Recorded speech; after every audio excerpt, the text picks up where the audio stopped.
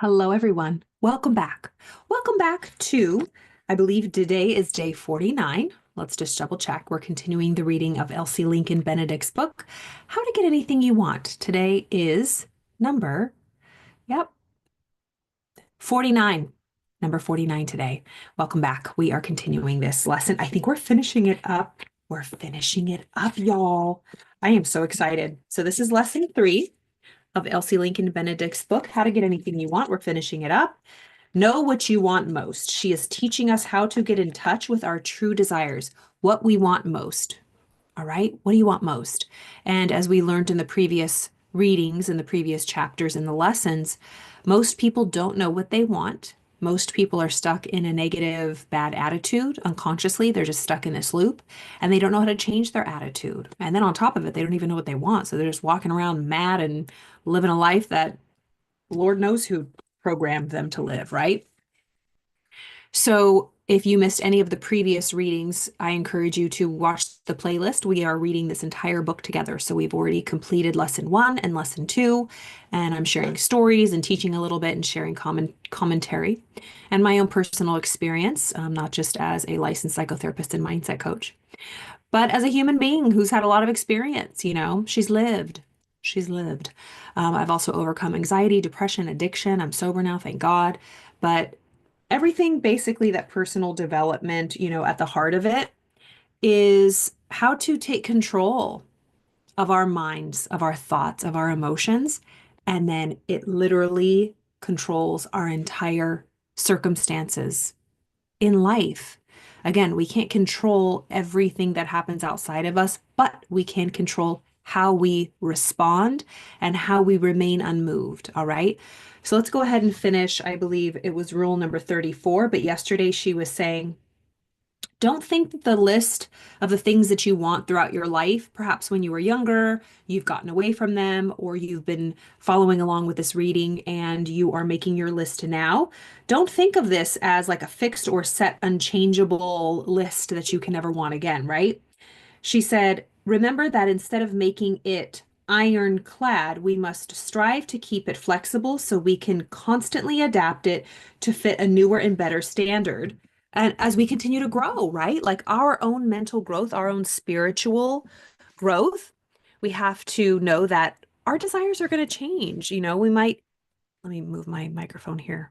Hopefully it stays. We might change, right? We might have a bigger, better dream, a bigger, better goal, or things might change and we realize we don't even want it. So that's what she was telling us yesterday.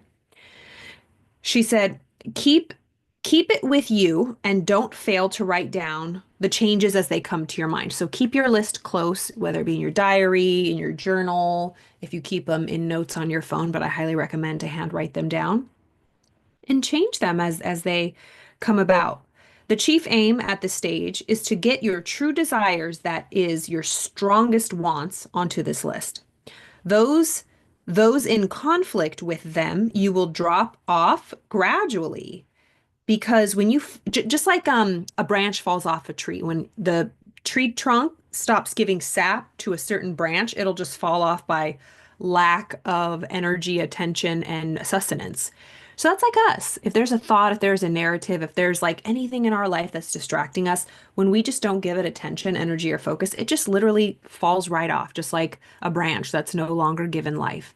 So it's like a natural pruning process. You might have experienced that with people in your life, with certain like jobs, certain habits that you do. And it's just a natural part of life. But the more we're clear on what we want and we have them written down, the more clear everything gets. So it's like a win-win-win-win. So rule number 34, this is the last one, I believe. Nope, we have 34 and 35. Okay, rule number 34. Look over your list and ask yourself whether the attainment of anything on it would rob anyone else of his or her rights. By this, I mean the good old plain American rights of life, liberty, and the pursuit of happiness. So look over your list of your true desires and wants. Are any of them in violation of other people's rights? Would it hurt somebody else? You can attain whatever you desire, regardless of its nature, by following the laws taught in this course. But if you wish to be happy after you get it, I advise you to remove from your list and sincerely renounce anything that you know would deprive any other human being of his chance for happiness. So don't be seedy, don't get into nefarious dealings, don't do anything illegal or unethical, you know? That's what she's saying. So look over your list, make sure that once you achieve these goals that you would feel really proud of yourself and it wouldn't harm or hurt anybody or be unfair to somebody else, okay? So rule number 35, the last one here. Yep. In closing, let me give you one of the best rules of all. Whenever considering your list of wants, try to remove from your mental eyes the spectacles of emotional, personal, or primitive bias. Try to estimate every item on your list from the standpoint of its power to permanently satisfy you, its value in the building of character, its probable potentialities for bringing you lasting happiness. So, are your goals worthy of you? Is what she's saying.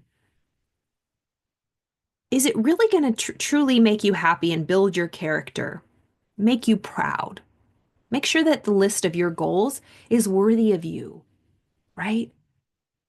Is it even worth it? Is it really going to build your character? Is it truly going to make you happy? Get really serious about that. And now, after you have applied these tests, you find a very interesting, significant, and inspiring thing has happened. Namely, that as your list has dwindled in size, it has doubled and trembled in strength. Until now, you know what you don't want at all, what you only wish for, and what you want most. So through this process, as we have read this together, again, if you've missed anything, there's a playlist of all the previous readings on YouTube, on my YouTube channel. If you're on Facebook, I encourage you to hop on over to YouTube, like and subscribe. I'm really growing traction over there. It's so rewarding after 4 years of doing this a lot. It's starting to really build and grow. So I'm very grateful for that. But yeah, there's playlists there if you missed anything of how to write your list and all that jazz. So through this process, we can prune out, okay, we look of our list. She had us start in the beginning of this chapter with write everything. Just write it all, everything you want. Then you look over that list and you really tap in. Is this truly from my heart, or am I just doing this because everybody else is doing it? This because my mom told me to do this, because my friends, all of my friends are doing it, and I want to keep up with them because I think that this would make me look cool. Like, get rid of all of those. Then she's saying, you'll know what you no longer want. Okay. And then you'll also know what you only wish for, things that don't have that steam, like to get your locomotive moving, right? Maybe you don't have the steam for it now. Is it because you really don't want it, or is it because there's something you want more, or there's something blocking you? And then there's the goals that you want most, like full steam ahead. You got all the energy in the world and you really want to focus on that. Your subconscious mind, in response to your desire to know what you really wanted, has dug up the truth which shall make you free and discarded a mass of falsities that have been holding you back. So, when they say the truth will set you free, be your authentic self, live unapologetically, it usually happens later in life because we have been conditioned and we hide little by little, even when we have success, outer success. You can still be only playing 70%, maybe even 50%, given the world what you got. But what will people think? Oh my goodness, what will people think? Like, even for me in my experience, like, oh my gosh, so many examples. But one, for example, is like coaching, right? I love coaching. I love teaching. But I'm also a therapist, right? It's like, well, I don't want my clients to see that I'm like coaching, or that like I'm being silly or I'm being funny. And like, I got to the point, I don't care. Like, I'm going to be myself, authentically, 100% unapologetically myself. I'm going to express the way I want to. I'm going to do the things I want to. I can be very serious and professional, which I am, but I can be very goofy and silly and funny, which I am sometimes too. I can be all of it. And I don't want to put myself in a box. And if some people don't like me, that's okay. We're not here to like everybody. I don't like everybody. I'm kind and polite and respectful, but I don't prefer some sorts of people, right? Some people might not like the way I talk so fast or how expressive I am. I'm not very expressive today. I'm tired, but you know, um, it's okay if I'm not their cup of tea. The feeling's probably mutual. The feeling's probably mutual, but we attract what where we're vibing, right? Like attracts like. So if you're here, there's something that you resonate with, and you know, and then you continue to, follow along, and then maybe we'll change directions, right? I'll continue to grow. You'll continue to grow. We all continue to grow, and we just keep refining what we truly want. And that's what she's really talking about here. The truth will set us free when we really dig deep into that subconscious mind, allow ourselves to be honest and admit what we want and not be afraid of what other people think or fear that we're going to fail at going after what we truly want. So don't let anything hold you back. All the lies, all the conditioning, the limiting beliefs are starting to rip away. All right. Instead of continuing to be a house divided against itself, you will stand fully armed with the knowledge that is power, ready to go after these things you really wanted most of all. So instead of being a house divided, instead of being at a civil war within yourself, a part of you wants to do this, a part of you wants to do this, you're just torn. You just don't quite know. You're not being decisive. You're procrastinating on being yourself and living your life. She says, instead of continuing to be a house divided against itself, you will stand fully armed with the knowledge that is power, ready to go after these things you really want most of all. So just ask yourself, are you living the life that you want? Are you doing everything you want to do? If you're not, what's holding you back? When it comes to your physical health, are you where you want to be? And if you're not, are you doing everything to get there? When it comes to your finances, are you financially stable? Do you feel abundant? Do you have all of your needs met? Do you get to do everything that you want to do? Or do you feel stifled? Do you feel stuck? Do you feel lack and like that poverty mentality, never enough? And if that's where you find yourself, are you doing anything about it? When it comes to healthier relationships with family, with friends, maybe meeting a new love partner, how are you in that department on a scale of 1 to 10? And if not, what are you doing to improve it or to make it more healthy or communicate better or maybe go to therapy and process things that have been standing in your way and creating tension between relationships in your life, or you keep repeating the same patterns? And then lastly, with purpose, with calling, with your job, are you pleased with that? Do you wake up every day enjoying your day? Like, work is work, even when you love it. And there might be days when you're tired, but do you dread doing what you're doing? Do you feel like you're in hell? Do you hate your coworkers? Are you just resentful? Are you just stuck? And you're like, this is not how I want to go out, man. I do not want to do this for the rest of my life. Something has to change. Something has to change. Something has to change. Nothing's going to change unless you change. That's the nightmare of it. I've been there, trust me. We think surely something's going to change. For sure, I was meant for something more. I know I'm special. I know something. I know it. Everybody thinks that. And until we understand that we're the ones that have to make the change, it's like, oh shit, I thought some adult was going to come in and like help us out. I thought God was going to come down from a cloud and create a miracle. Like, no, it's not going to happen. We have to make the change. So back to work, back to purpose, back to life. Do you wake up every day? Are you doing what your soul is calling you to do?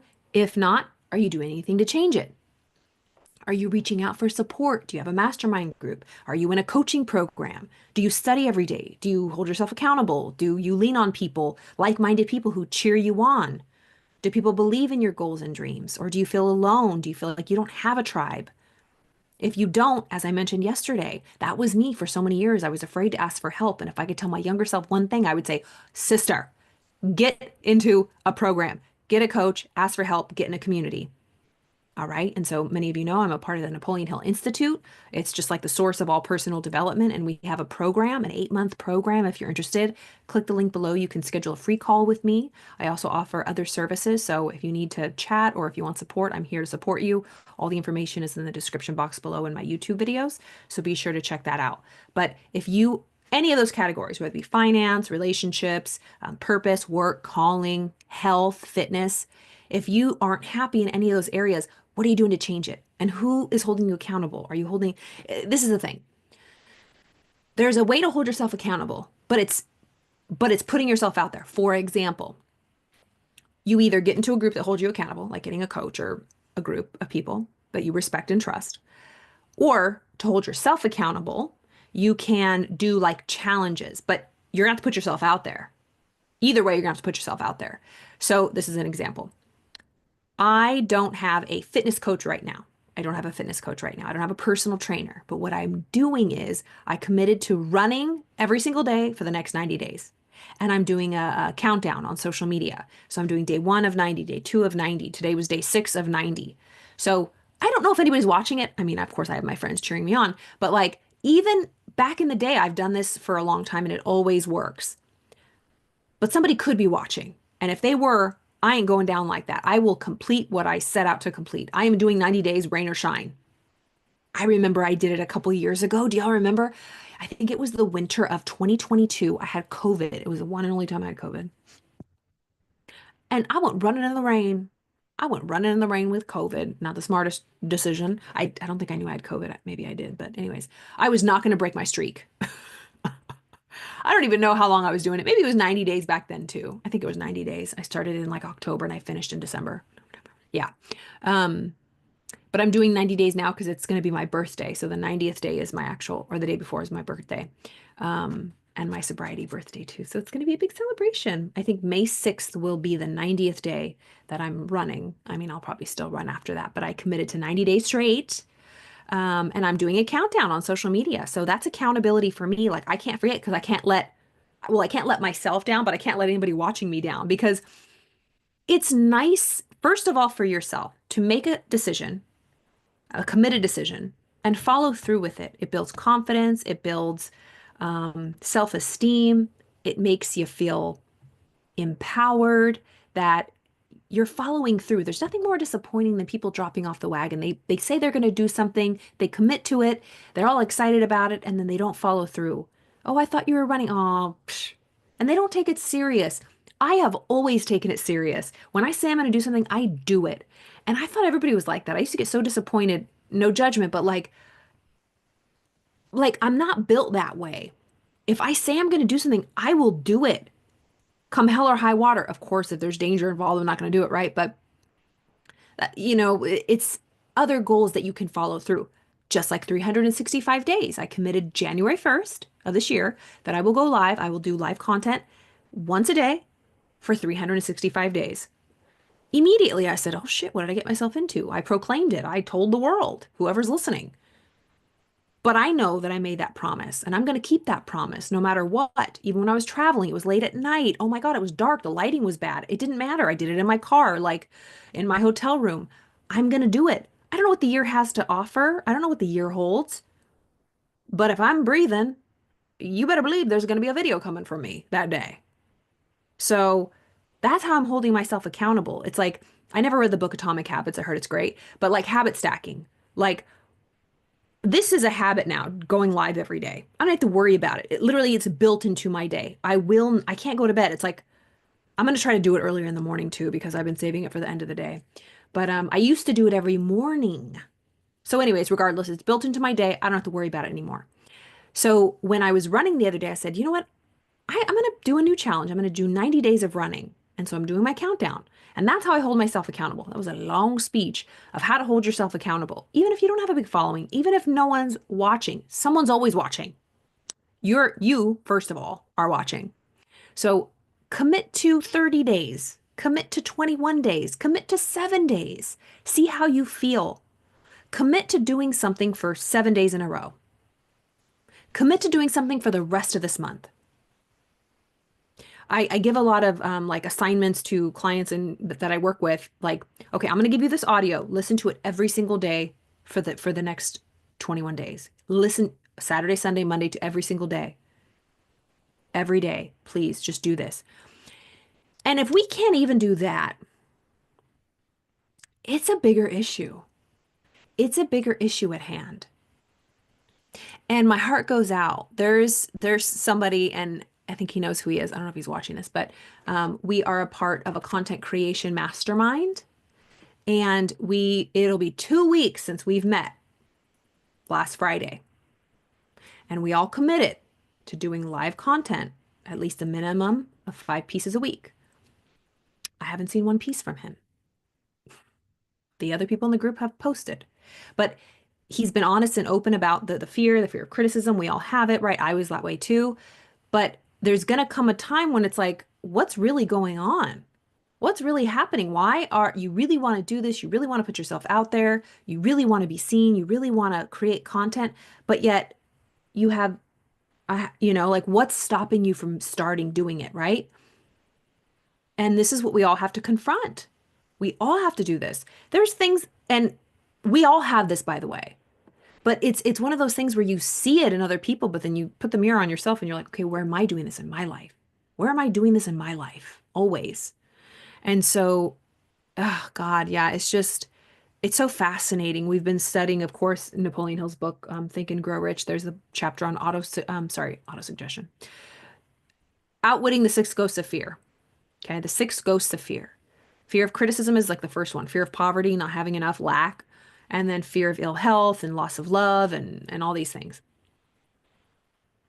But it's sad. People live their whole lives avoiding these ghosts. They're afraid that they're going to fail. They're afraid that they're going to get made fun of. They're afraid that people are going to think they're cheesy. Like when you have fallen flat on your face and you've hit rock bottom, it's like, come at me, bro. I've fallen on my face many times, flat on my face. Um, been so humbled and hit rock bottom. And you see some people kind of behaving in a certain way, and I just look at them with absolute compassion because I've been there. And I just think they haven't been there yet. They think this is a game. They think that I care. Like when you're still trying to flex or ego, or of course I ego, right? We all ego, but like you can tell when somebody hasn't learned the lesson yet. And one would think you would be like judgmental of them or I told you so, or like, you're going to get yours. No, when you've truly been humbled and sat on your ass, you have nothing but compassion for people who haven't or who are still struggling with it or who are still like I wouldn't say they're dishonest. I would just say they think they can win, right? And I don't mean win life, but they think they can win the universal laws. They think they can like play chess with like the universe when the universe wins every hand and you're the one that's playing the hand. So it's like, it's the whole thing of like, fuck around and find out. So I guess that's what I mean to say. I still see people effing around just in their own lives. My God, I have a friend. This person, I won't go into the story, but you know, I see people in general set goals. They don't meet the goals. They talk about what they want to do. They never follow through on what they want to do. They talk about other people and how they're doing it wrong. But they think that they're the exception to the rule, that things are going to change for them. And I look at that in horror because that was me.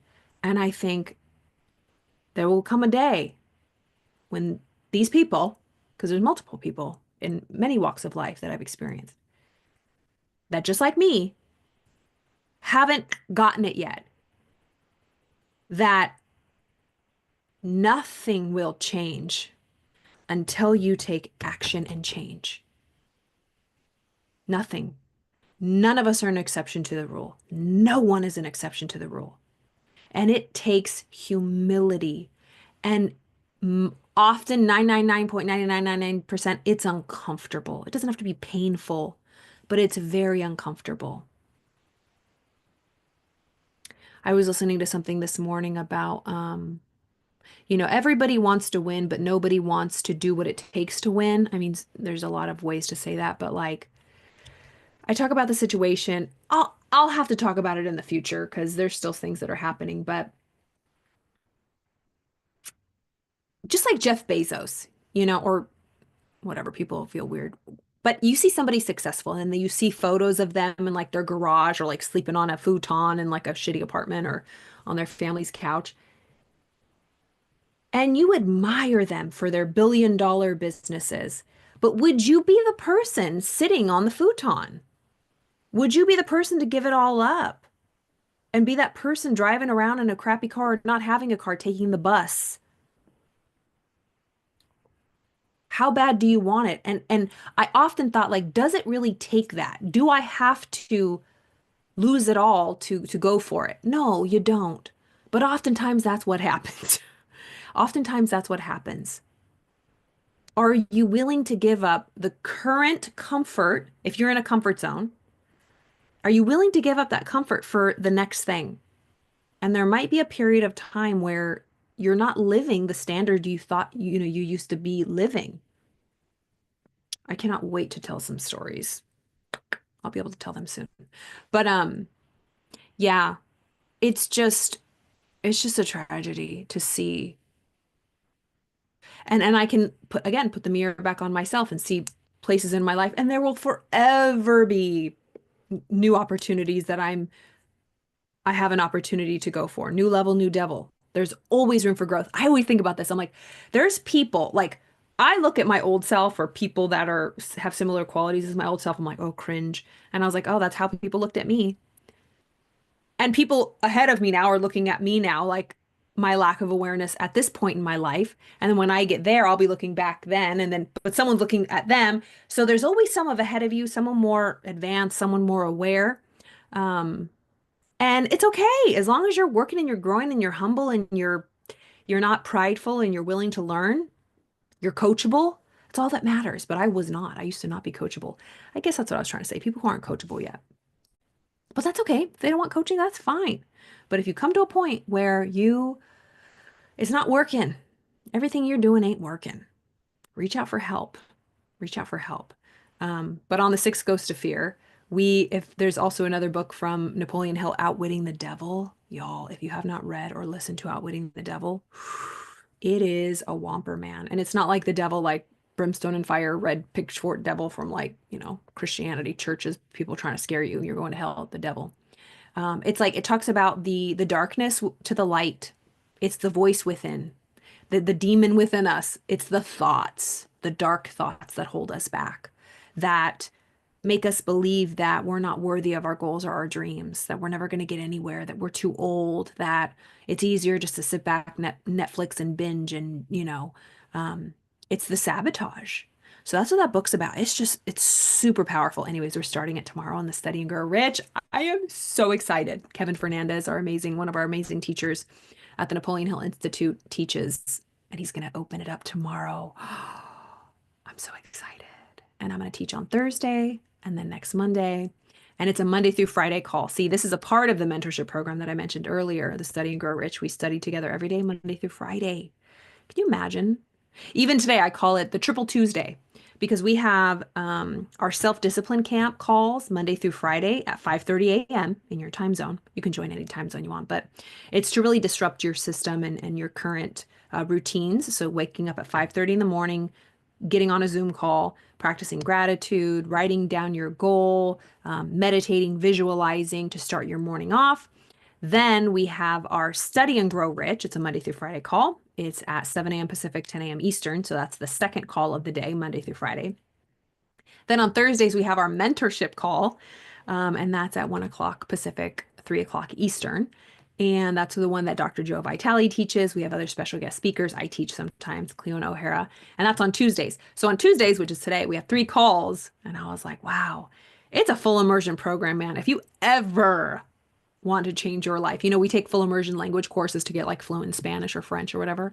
If you want to get fluent in yourself, in your subconscious mind, and like start really changing, that's why our program is unmatched. And we have so many big things coming, y'all. We just announced today. Also, I will leave the link below. What did I say I was going to leave the link to? Yesterday, it was Neville Goddard's study. We don't have that link yet, but I do have a link to our event at the end of this month. It is going to be Monday through Thursday. So it's Monday, February 24th through Thursday, February 27th. It's 4 days free online, so you can register and sign up. I'll put the link below. It is Think and Grow Rich with Peace of Mind. All right? Think and Grow Rich with Peace of Mind. Because at the end of Napoleon Hill's life, who wrote Think and Grow Rich, it's not just about money. The real wealth, the real riches is peace of mind. Because if you don't have peace of mind, if you don't have mental health, it doesn't matter how much money you have, right? You can have all the money in the world. And there's been many stories, and I've shared them here before, of people in their billion-dollar penthouses in New York City and jumping right off, ending their life because they were so miserable emotionally, such turmoil and chaos. And it didn't matter how much money they had no peace. They couldn't even enjoy it. So if you find yourself there, you're really going to love this event. It's one of it is my favorite event that we do. We did our first one last year. We did one in New York live. It was our first live event. And then we did one online last February.